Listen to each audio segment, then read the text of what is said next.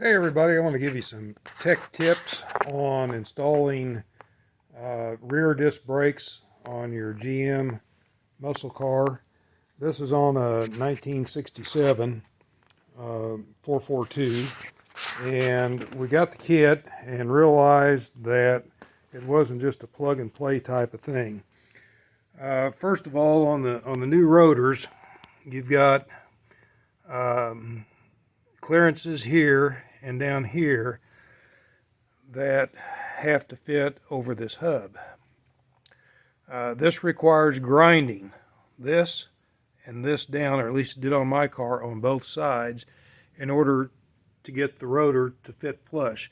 It's got to fit on there where it doesn't wobble at all, and it's seated right up against that.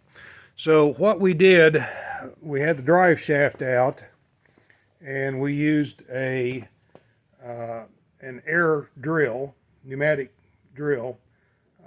We tried an electric. I didn't have like an industrial grade, and the just a home version of the drill wanted to burn it out. So it was getting hot, so we switched over to air.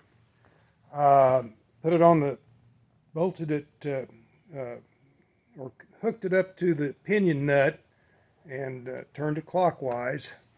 As my son did that, as I stayed out on this side with an angle grinder, a 4-inch electric angle grinder, and just held it here as this turned.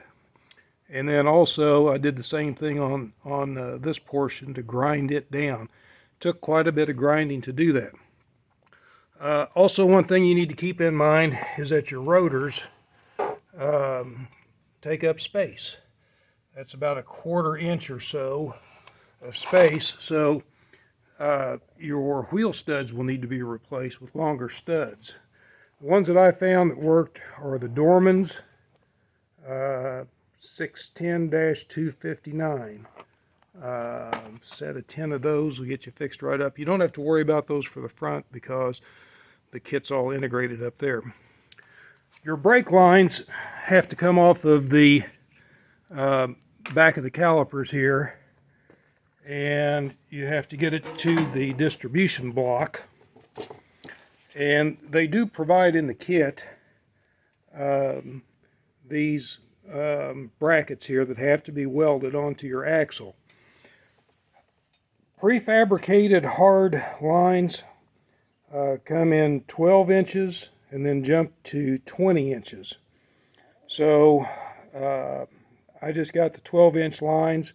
I got these over as close to the pumpkin as I could and welded on there safely, and had just enough room for these 12-inch pre-made lines, which I did have to bend. You want to make sure that you clear your upper control arms as well. One other thing on this side, once you have your line on here, it'll flop around unless you have some way to secure it. Now, I've got one clip installed that I made. Here's another clip I made just out of some sheet metal, and got a hole in it there where it'll be welded over on this side, somewhere like right in there, and that'll hold that in place. It's a bigger job maybe than what you think from just looking at the instructions because of all of the machining that you have to do on the hubs. I hope this has been helpful, and I wish you best of luck. Oh, one other thing too, if your car is running, you don't have to put a drill on there. You can just jack the rear up, just put it in gear and start grinding. Have fun, kids. Bye.